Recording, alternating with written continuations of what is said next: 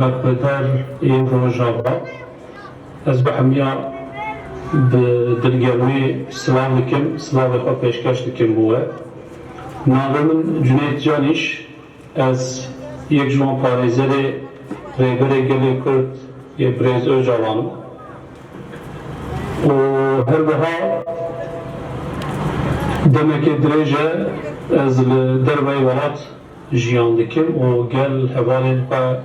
ین پاریزر دربای ولات جبو آزادیا ریبری جوان و بو شکاندنا تجدید ام کار خبات خو به هر دمشینه ل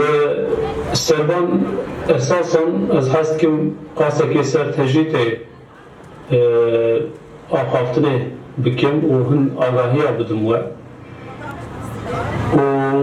اف چالاکی کن هون روژاوا دکم ام وک پارێزەر سلااو dikim wan hêvî dikim pêşa rojê ev çalakiyên he wê roj bi roj zêdetir be wê xwedîderketina bi rûmet zêdetir be û hêvî dikim vê xwedîderketinê ve ev tecrîd û îzolasyon wê were şikandin wê rêberê gelê Kurd azad bibe îro em dikarin binav bikin mixabin dema ku nirxandin tên kirin tecrîd wek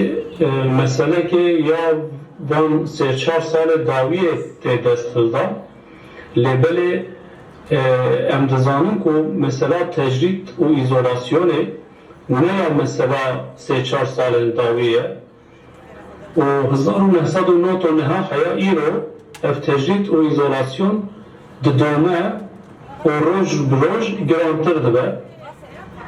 و دستپیکا دارزاندنی حیا ایرو امتکارم بنام بکن مرحله به مرحله جور بجور شکل تجدید هاتیه گوارتن جارنا بناف کرنا قداغی کرنا هفدیتنا گل پاریزرا جارنا بناف کرنا هفدیتنا قداغی لگل مالباته لی هر وها اف مسئله ایدی هاتی هسته که وسا مرحله ام بیجن هفدیتنی درباز بویه وک به شخص کسایت که دا ایزولاسیون و تجدید که گرام لسر روجلات ناوین به تایبت جی سرگل کرد تیمشاندن 1999 حیا 2008 و اکنوانی زمان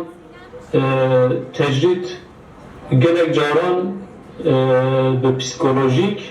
به هلا درونی و gelek hindek cara jî به هلا fizikî xwe dava xuya kirin dema ku pêvajoya aştî û çareseriyê ji bo pirsgirêka gelê Kurd wê demê hevdîtin parêzera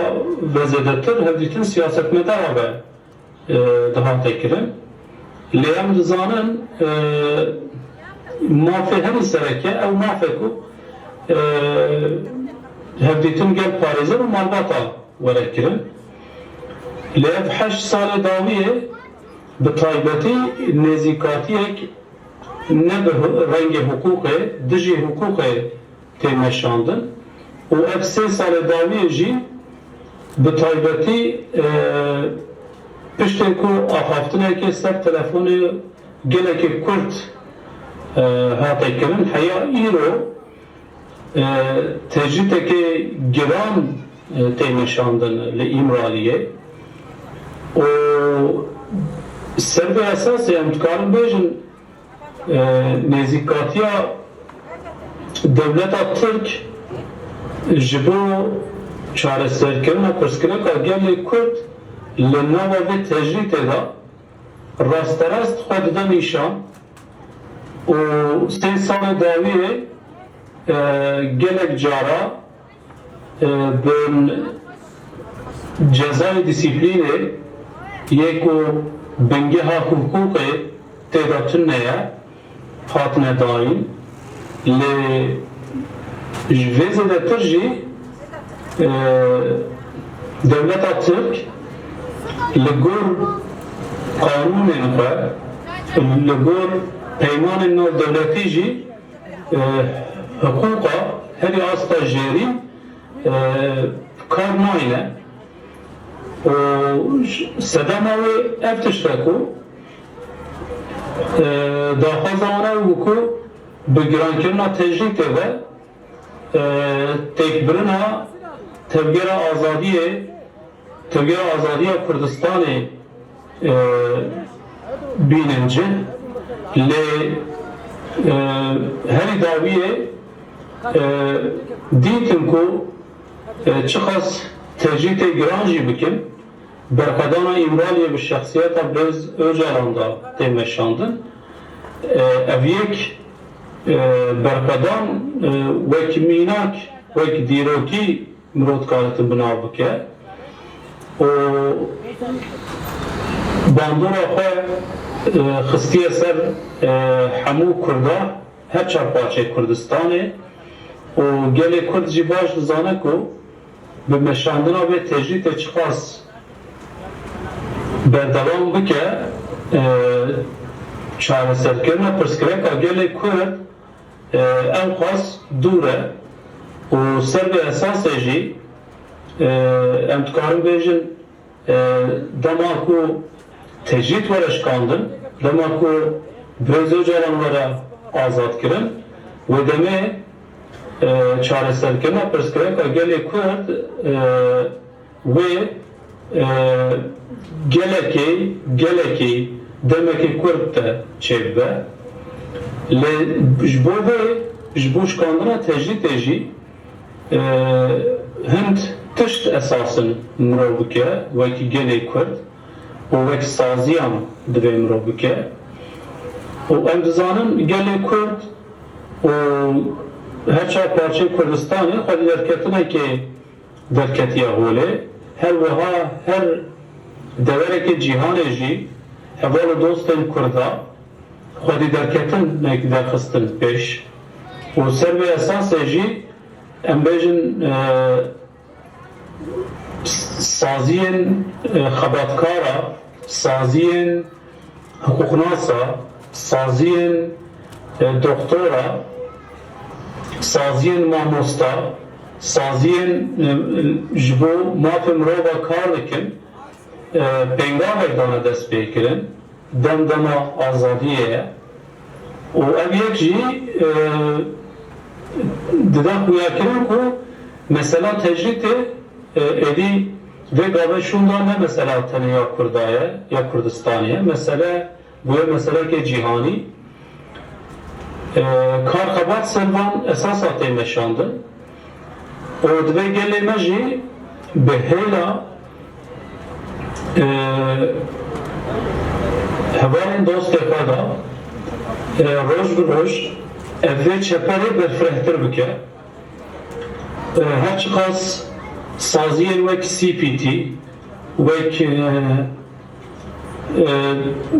UNê